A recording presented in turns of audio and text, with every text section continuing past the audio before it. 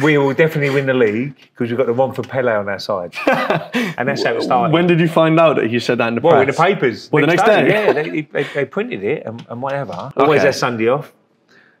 Tuesday was the hardest session at Highbury or wherever we a lot of running session. Oh, okay. Then we always have Wednesday off. So they give me a big bottle of champagne. I'm sat in the dressing room. Well done, lads, well done. And Arsene Wenger, always remember. Ray, on a word with you. I'm going, oh no. Ray Parlour, it's only Ray Parlour and the Romford mate. Pele. Not too bad, mate. How are you? Very good indeed. So the Romford Pele, first of all, how is a centre mid from Romford getting spoken to and referred to with Pele? The same book as Pele. A little bit surprised, but a little bit because we was in training one day and little Mark Overmars, who was a great little character. He was always great in training. One of the quickest guys ever. Whose alarm's that? You just woke up, have you? Jesus Christ. Goodness gracious. Yeah. Bit late to be waking up. Anyway, yeah, sorry, go on. So it was a situation where one day in training, I went around a couple of players, nutmeg Dennis Bergkamp, smashed the ball, top corner. Dave Seaman didn't move, went straight in the top corner. And little Mark Overmars ran past me and said, Ray, you are like the Romford Pele. And I said to him, you don't even know where Romford is. He went, no, I haven't got a clue. Someone told me you're from Romford. But anyway, so that afternoon, what you had to do in that era was you had to take turns to do the press. And it was Mark Overmars' turn with the manager, Arsene Wenger. And one of the questions was, because Manchester United were our big rivals, and they were the ones to beat at that time. Can you beat Manchester United this year in the league? And little Mark Overmars, which I don't know about, I'm indoors now, I'm at home. We will definitely win the league because we've got the Romford Pele on our side. And that's how it started. When did you find out that you said that in the press? Well, in the papers. Well, the next day? Yeah, they printed it and whatever. And the only reason I got my Twitter site called Romford Pele was I went to do an interview with Kelly Cates. Yeah. And she said, Ray, what do you think about this Twitter thing? And I've never heard of Twitter. I said, what's Twitter? I didn't have a clue. She went, right, I'm going to set your account up now. And she'd done it on my phone, the Real Romford Pele, and that's it. And she set up for you? And that's how it started. Yeah. Wow. That was one of the interviews and whatever. But to be fair, Mark was right because we won the league that year. Oh, yeah. We won the league. I've got to play the season as well, which is even better. He's called that to a T. He's called that to a T. He should have had a bet on that.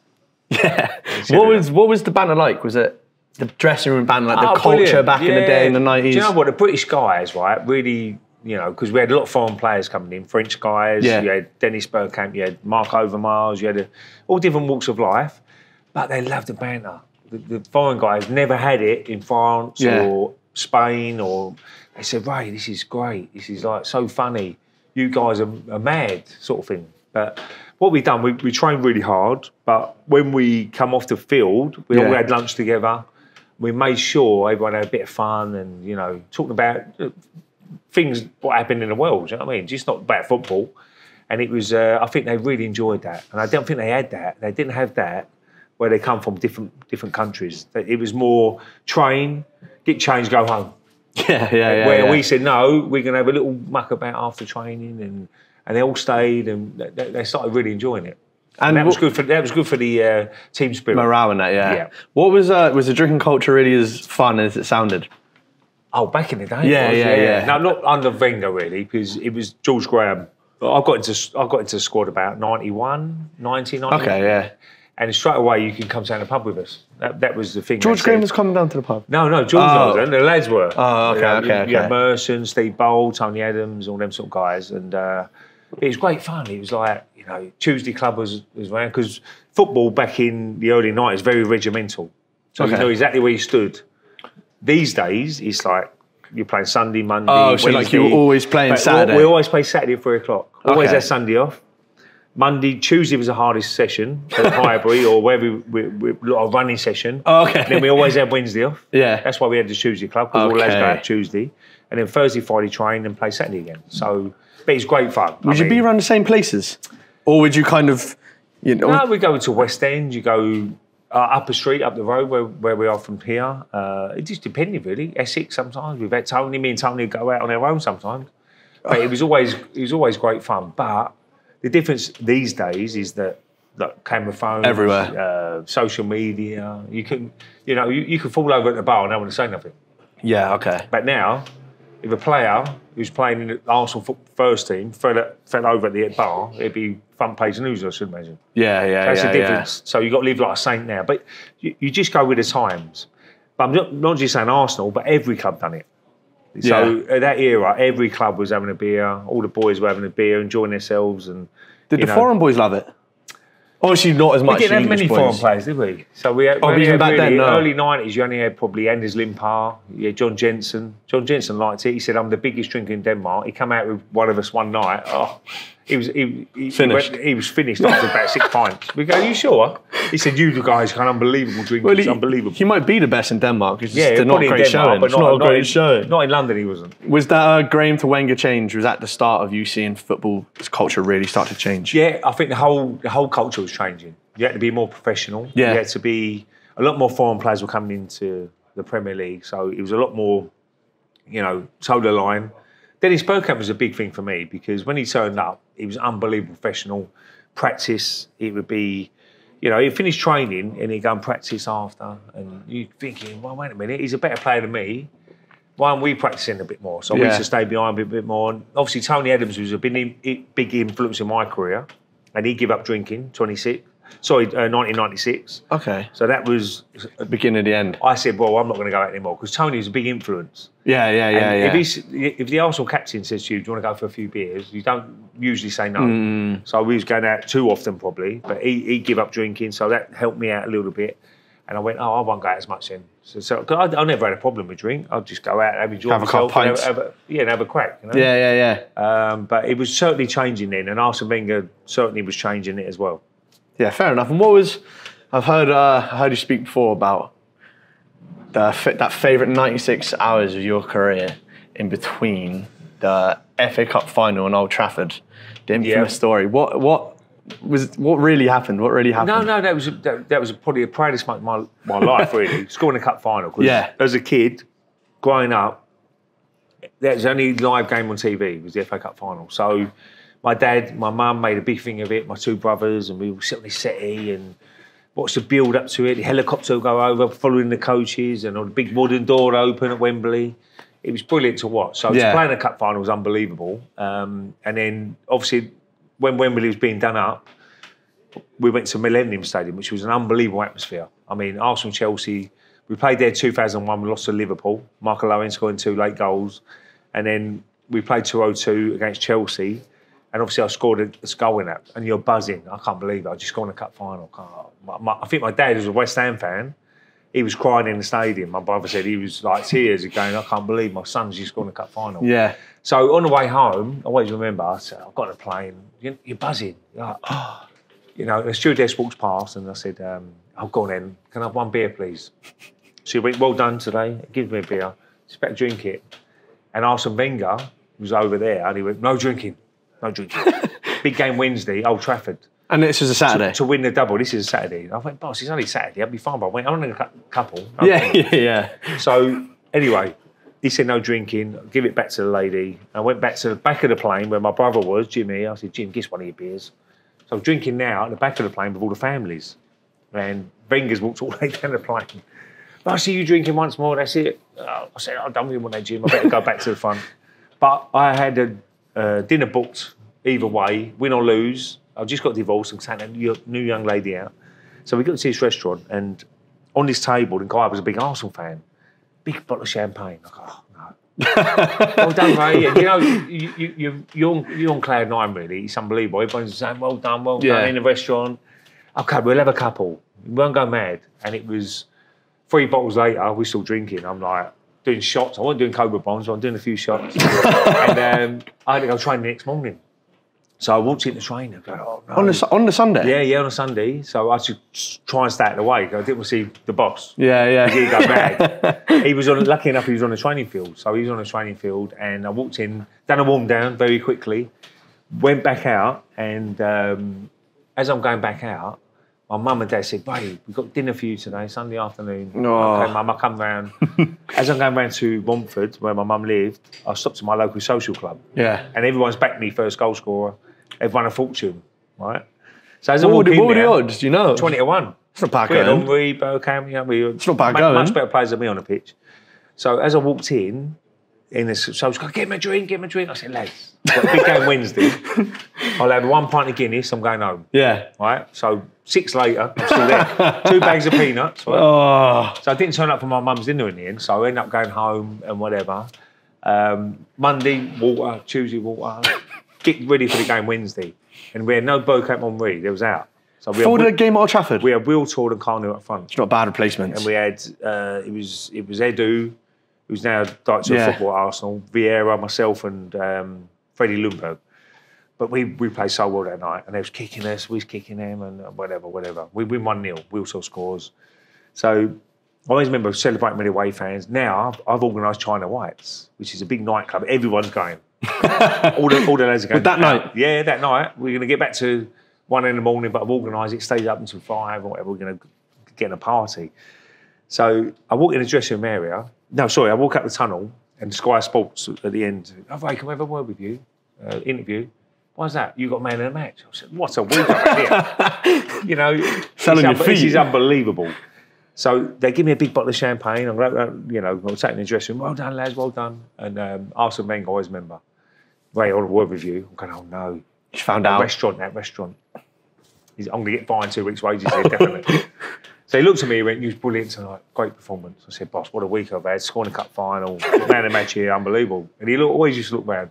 Do you know what it was, Ray? I said, no, boss. I'll stop you drinking that beer on that night. What did you say to him when you said that? That's why you're the best manager I've ever had. Was I got away with it. Was that cup final goal the one where I think it was Tim Lovejoy gives it? Yeah, it's only Ray Parlour. It's only Ray Parlour. Have you ever spoken to him about that? I went to Stag Do, Ian Poulter Stag Do, about 4 weeks later. And I remember Bob Wilson, who's got a great charity, Willow Foundation, he'd done a part 1, part 2 of the double. So Will Tour was obviously part 2, I was part 1, because the cup final was before the Man United game. Yeah. And I made sure I got 1 poster. I said, Bob, please, can I have 1 poster? He went, of course you can, there you go. And I said to Tim, it's only Ray Parlour. And I said, I'll give him that Ian Poulter Stag Do. Which he was good as gold. He went, it was a cracking goal to be fair. Yeah. And the other commentator was Bradley Walsh. And he still says to me today, that is the best moment I've ever had watching football, because it was so funny. Yeah. The way you just hit it and it went in the top corner, and he went, he was shocked. It's a surprise it's not been more spoken about, because that is, if that happened nowadays, that would never be let go. No, it's what it is, isn't it? I mean, you know, he's probably right, because you had Henry and better players than me on the pitch. Yeah, had you scored many at that point? I'm not too sure that season, but I could score goals out of the blue, but I was more like winning the ball back and you know, giving it to Perez and Bergkamp and all them sort of guys. So me and Patrick Vieira is more winning the ball back in midfield. The likes of Vieira, that's like you've played with a lot of kicking people. That's what we was there for. Who was the best? Who was the hardest? Who was the best at kicking people? Martin Keown, all day long. Really? Yeah. Martin was a nutter. Really? Yeah. But he was a brilliant player. Best man-to-man mark I've ever seen. So if you had to go Mark Martin, or sorry, he mark you, round. You would get kicked. I appreciate it. Elbow you'll have a punch up with him, or you get subbed. Yeah, one or the other. He was such a good player, Mark. One or the other. He was brilliant, absolutely brilliant. Yeah, and hard as nails. We were chatting with Gabby Bonhor and Petrov, and they were talking about the dressing room banter. Who was the easiest player in your time to wind up? Well, Martin was. Oh, really? Well, yeah, Martin was very, very easy to wind up. He you know, Dennis Bergkamp was a big wind-up merchant, so he loved Really? Him. Yeah, and Martin was always the one who bit a little bit, and what you can't do is bite in the dressing room, because they come back for you. So you take it, okay, no problem, and whatever, and you know, it's just banter. It's never vindictive banter. When you're getting over the top, and you know, it's just I call it building site banter. Yeah. When you go on a building site, you're all having a laugh at each other, you know, and that's what it is like in the dressing room area. Did anyone bite very hard? Anything that you remember? Oh, fucking he has gone hard. No, Dennis Bergkamp used to because Martin used to fall out of all the reporters all the time. Always have a row with him and whatever, but they used to give him bad marks in the paper. So he used to stick it on his locker, and like Martin would get 5 out of 10, and Tony Adams get 8. And he'd get the ump. He'd go, who's that report? I'm going to knock him out. But that was Martin, though. He was such a good guy, good character. But he fell out with a lot of people, and especially reporters. Yeah, and we spoke earlier about how now you couldn't do what you're doing with you couldn't do what you did back then with social media being all around. But you're social media famous now. The real Romford Pele. Yeah, you're the highlight of COVID. Every football fan knows the real Romford Pele on Twitter. We got very bored in COVID. Yeah. And I just told you the routine before. You know, I'll go on 8-mile walks across fields I didn't know existed. And you walk around with my family just for something to do. Yeah. And then we'd have a party about 5 o'clock. We get the beers in at 5 and my missus had Prosecco and my kids and whatever. We just make the best of it, really. And it was lovely because it's blue skies. You didn't see a plane in the sky. No one phoned you. I quite enjoyed the first one, if I'm being honest, because it's 100 mile an hour everywhere in London. And suddenly you're just chilling out every day. You know you can't do anything. Yeah. And, you know, how I started the Cobra Bombs was just doing a mate a favour, really. He was like, it's supposed to be a stag do. And he said to me, Ray, do you mind coming on this stag do? A Zoom call to talk about it. And I went, yeah, of course I will, no problem. And it was sitting there like that. And I went, oh, we're going to do a Jaeger bomb now. I said, I've got Jaeger. Yeah. I've got no Red Bull. So it was one of them situations where I went, well, OK. We just, I've got a Cobra in front of me. We just put that in there and crack on. We're going to have to get you to do a Carling bomb later, just for Carling bomb. For the day that's in it. For the day that's in it. And Arsenal now, just quickly touch upon it. They're flying. They had a great year last year. Obviously, big game on Sunday. How you feel about this year? Yeah. I mean, look, disappointing Sunday, if I'm being honest. Yeah. I thought it was, you know, if Jesus scores that second goal, the opportunity for the second goal, they'd probably go and win it. But fair play to Spurs. I thought it was very good. I mean, they set their stall out. After 25 minutes, they grew into the game. It was tough. But, I mean, Arsenal's a different place now. Different place. The atmosphere is unbelievable, the Emirates. It really is, like, brilliant. Was it rough for a while? Yeah, it was. Wenger's last few years was tough. And then they had that period where it wasn't great. But now it's really, really... Every supporter is behind the team. The team is very young. Yeah. It's hopefully developing still. And they've got a chance. But Man City, it's hard to beat them. You can look far past Man City. Yeah. They're too good. Do you think it's a striker away, though, from being... Yeah, I think striker will like be... a killer. I always said Ivan Toney would be perfect for Arsenal. Yeah. Really, he reminds me a little bit of Ian Wright. The way he gets in positions and whatever. But he would... I think they're lacking a striker. I'm not knocking Jesus or Nketiah. I think they're excellent players. Just but clinical. One more striker will be the icing on the cake because I think they've got a great squad of players, young players. Midfield strong, defence is very good. But if you can get one striker, maybe, look, who knows, in January it could happen. Yeah, because obviously Tony's not been playing, Brentford might cash in. But before we let you go, we were with Stan Petrov and Gabriel Bonglahor the other weekend. Stan wanted to know how good was Robert Pires? Just how good was he? Robert Pires was a top player. When he first turned up, he was a sort of guy didn't like a tackle. Couldn't tackle him. And we toughened him up. Yeah. We said, Robert, you're going to get this every week in the Premier League. So we was kicking him a little bit. And go, don't like him. But technically, great player. Really good lad as well. He didn't speak English for a while. I mean, and the lads were like, Arsene Wenger, do it in French to him, the team talk. But he stayed there for a long, long time in the end. And really, really good lad. I speak to him all the time now. He lives in Ibiza, so we should have done this for my Ibiza. Yeah, we could have gone there. Maybe next time, get Robbie Pires on. Yeah, so, he's a good guy. I saw him Sunday, the North London derby. He was over there. So we always go and see him and have a chat with him. Oh, Ray, and whatever. He loved all the banter as well in the end. But what a player. Do you think he's someone that gets underrated? He's never in the conversation for best left winger in the Prem. No, he's not underrated. No, perfectly rated by the right people rate him big time. Yeah, he's one of the top players. I think he was listed, top 6, top 7, best ever Arsenal player. So, oh, really? So he's right. Where were you on that list? I was further down the list, 2019. That's not bad. Top 20 is not bad. Yeah. I was happy with 19. And then, but Gabriel Bonglahor wanted to know. Do you know his name? Oh, just about. It's a tough one. It's a tongue twister. Bonglahor. Gabriel Bonglahor wanted to know whether you're still having a few pints and run into your car the next day. I do, yeah. Not every week. No, because you time it a little bit better. My car's been at the pub like 4 days at running. You know what I mean? Sometimes. Over the weekend. Yeah. I'm doing the right thing. Yeah, always leave the car there. Yeah. Never drink responsibly, as they say. Absolutely. But that's a good run. Yeah. It's probably 3 kilometres, but I'll make sure I go around the long way. We'll take it, yeah. When we get there. Does it help with the hangover? And when I get hangover, I don't get hangover. Oh, I do be getting it. hangover? I'm finished, yeah, I'm finished. Drinking Carling won't get hangover. Yeah, fair enough, but every 2 days, for 2 days, Oh, yeah? I'm in trouble, yeah. No, 25, but the body of a 65, right? It's not that's looking good. good. That's a good sign. That means you don't drink. Let's see. Oh, well, we'll see. I'll ask Alan Brazil ever got a hangover. I don't think he's ever had a Yeah, that's a hangover. fair point, Big Al. I only found out today he was a striker. Never knew he was Very a pro good footballer. player. Yeah. Retired at 27.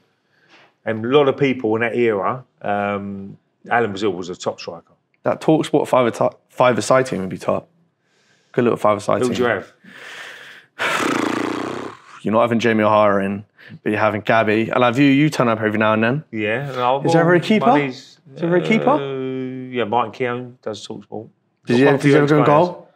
Huh? We can chuck him in goal. We need Rush the young- keeper, rush keeper. Five-a-side, you've got to have young players. So you've got to have the youngest. Jermaine Pennant, he does a bit. Jermaine Genius is on today. They're your runners. Jermaine Pennant's top man. He can still play. Really, Very yeah. Fit boy, yeah. Fit boy.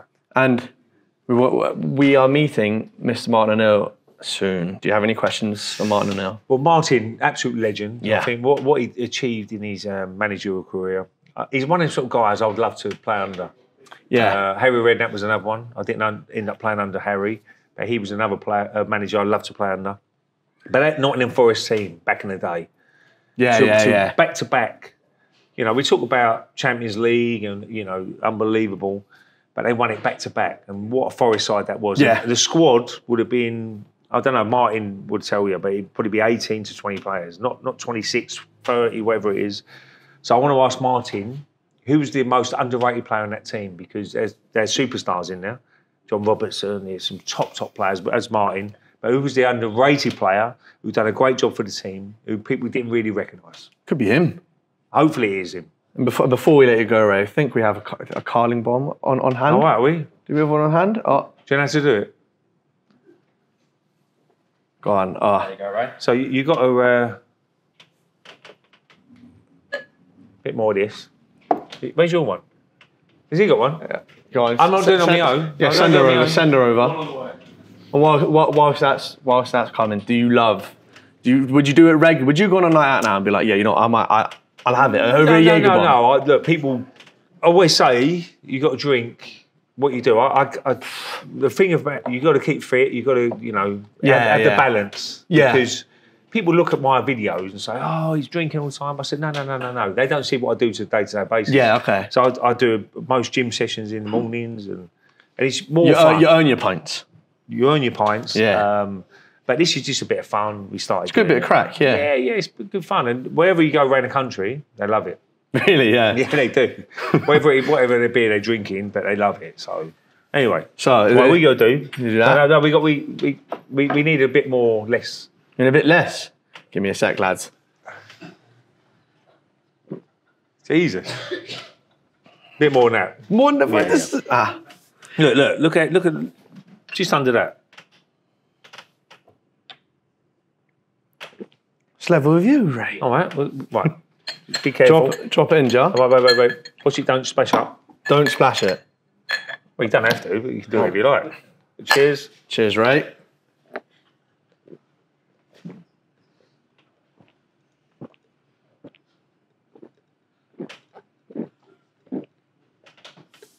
I don't know how you do that. Lovely. That is not nice. Well, Cheers, that's quite Ray, right. mate. It went there smoothly, that did. I hope I never do that again. That's game over. Has he got a day off tomorrow? Has he got a day off tomorrow? I'm cooling off. He has now. Goodness gracious. Well, thanks very much, Ray. Top man, Great son. chatting. Lovely to speak to you. Cheers, mate. Oh, that was rank, lads. That is so that is so grim.